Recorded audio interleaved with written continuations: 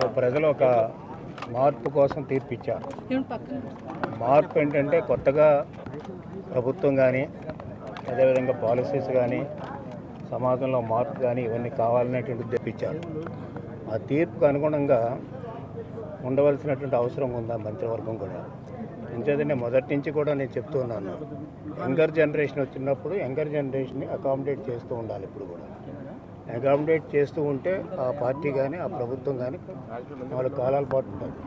ఇది నేను 2007 సంవత్సరంలో ఫస్ట్గా మహానాడులో చెప్పాను నా స్పీచ్లో, తర్వాత 2009లో కూడా చెప్పాను. అందుకనే యంగర్ జనరేషన్కి అవకాశాలు వచ్చింది ఈ క్యాబినెట్లో. ఆ యంగర్ జనరేషన్కి అవకాశాలు ఇవ్వడానికి అందరూ కూడా వెల్కమ్ చేయవలసినటువంటి సందర్భం. అంతే ఈ యంగర్ జనరేషను కమిట్మెంట్ తోటి అదేవిధంగా ఒక చిత్తశుద్ధితోటి పనిచేయవలసినటువంటి బాధ్యత కూడా ఉంది. ఆనాడు నేను 29 సంవత్సరాలు ఉన్నప్పుడు ఎన్టీ రామారావు గారు మాకు అవకాశం ఇచ్చారు. సో చిత్తశుద్ధితోటి లాయల్టీతోటి పనిచేస్తే, కమిట్మెంట్ తోటి పనిచేస్తే ఎవరైనా 4 కాలాల పాటు నాయకుడిగా ఉండటానికి అవకాశం ఉంటుంది.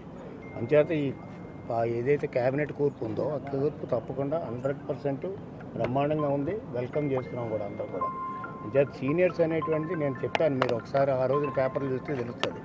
సీనియర్స్ అనేటువంటిది పార్టీకి ఉపయోగపడాలి. అదేవిధంగా మిగతా వాళ్ళకి కింద వాళ్ళకి అకామిడేట్ చేయాలి. కింద వాళ్ళకి అకామిడేట్ చేస్తే యంగర్ జనరేషన్ పైకి రావడానికి అవకాశం ఉంటుంది. మన ఫ్యామిలీ అని అంతే, కింద వాళ్ళకి మనం సంపాదించినప్పుడు మన కింద వాళ్ళకి మన కొడుకు కూతురుకు అవకాశం ఇస్తే వాళ్ళు వస్తారు. అంచేత ఏంటంటే ఎప్పటికప్పుడు పాత నీరు ప్రక్కలకు బాగు ఎప్పుడు కూడా పాత నీరు కొత్త నీరు కలుస్తూనే ఉంటాయి. ఆ కలయిక అనేది ఎప్పుడు ఉంటుంది. ఈ కలయికే ఈ రాష్ట్రానికి ఉపయోగించుకోవడానికి ఉపయోగపడుతుంది. అంచేతే ఏదైతే క్యాబినెట్లో మోర్ దాన్ 50% యూత్కి ఇచ్చారో దాన్ని వెల్కమ్ ఆస్పెక్ట్ తప్ప మరొకటి కాదు. నేను ఇప్పుడే సీఎం గారితో కూడా మాట్లాడొచ్చాం కొన్ని విషయాలు, అవన్నీ కూడా త్వరలో అమలు చేస్తాం. ఎంచేతంటే మేము ప్రజలు మార్పు కోరుకున్నారు, మార్పు తగ్గట్టుగా మేము మార్పు చేస్తామని మేము హామీలు ఇచ్చాం. ఆ మార్పు భవిష్యత్తులో జరగాలి. అదేవిధంగా ఒక క్యాబినెట్ కాకుండా మొత్తం పార్టీ యంత్రాంగం అంతా కూడా చిత్తశుద్ధితో పనిచేసి ఏదైతే ప్రజలు ఆశ పెట్టుకున్నారో రాష్ట్రానికి చేయవలసిన కార్యక్రమాలు ఇవన్నీ చేయవలసిందే ప్రతి ఒక్కరు కూడా పార్టీలో ఉన్నటువంటి వాళ్ళు. అదేవిధంగా కూటమి యొక్క బాధ్యత.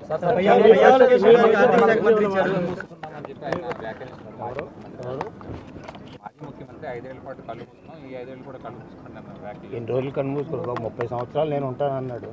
30 సంవత్సరాలు 5 సంవత్సరాల్లో ప్రజలు కన్ను మూసేశారు. ఆ కళ్ళు ఎప్పుడు తెరుస్తారో తెలీదు.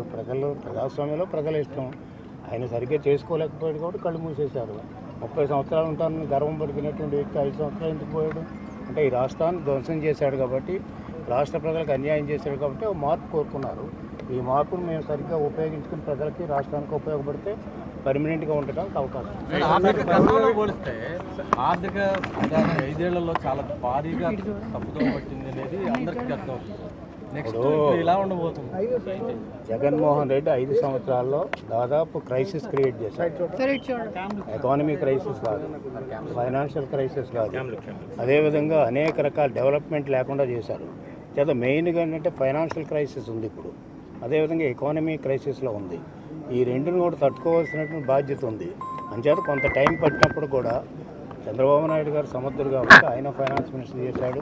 అదేవిధంగా ముఖ్యమంత్రి చాలా సంవత్సరాలు చేస్తారు, అనుభవం ఉన్నటువంటి నాయకులు కాబట్టి మేజర్ క్రైసిస్ ఈ రెండు ఏవైతే ఉన్నాయో ఈ క్రైసిస్ నుంచి బయటకు రావడం అంత పెద్ద ఇష్యూ ఏం కాదు. అదేవిధంగా మనం చేయవలసింది ఏంటంటే వెల్ఫేర్ కార్యక్రమాలు ఆల్రెడీ అనౌన్స్ చేశారు 5 కూడా మనం వెల్కమ్ చేస్తున్నాం. దీంతో పాటు ఏంటంటే డెవలప్మెంట్ జరగాలి. డెవలప్మెంట్ జరగకపోతే మీకు దాదాపు ఈనాడు ప్రపంచంలో 24 దేశాల్లో ఎలక్షన్ జరుగుతున్నాయి. ఎప్పుడు కూడా ఎలక్షన్లో అన్ని విషయాలతో పాటు గవర్నెన్స్ కూడా ఒక ఇష్యూ అయింది.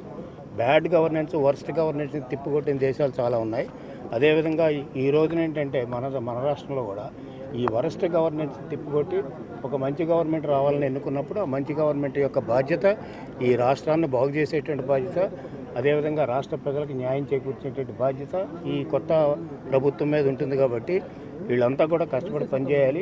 అందులోకి అనుభవం కలిగినటువంటి నాయకుడు చంద్రబాబు నాయుడు గారు ఆయన సారథ్యంలో తప్పకుండా ఈ రాష్ట్రానికి న్యాయం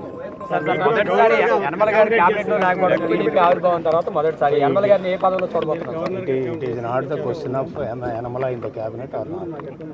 ఏంటంటే రాష్ట్ర ప్రజలకు మేమంతా కూడా పార్టీలో ఉన్నాం, పార్టీ సీనియర్స్, రాష్ట్ర అభివృద్ధికి మేమంతా తోడ్పడతాం. అంటే పదవి ఉండాలి లేదనేది పదవి లేని చాలా మంది కష్టపడుతున్నారు. అవుతుంది.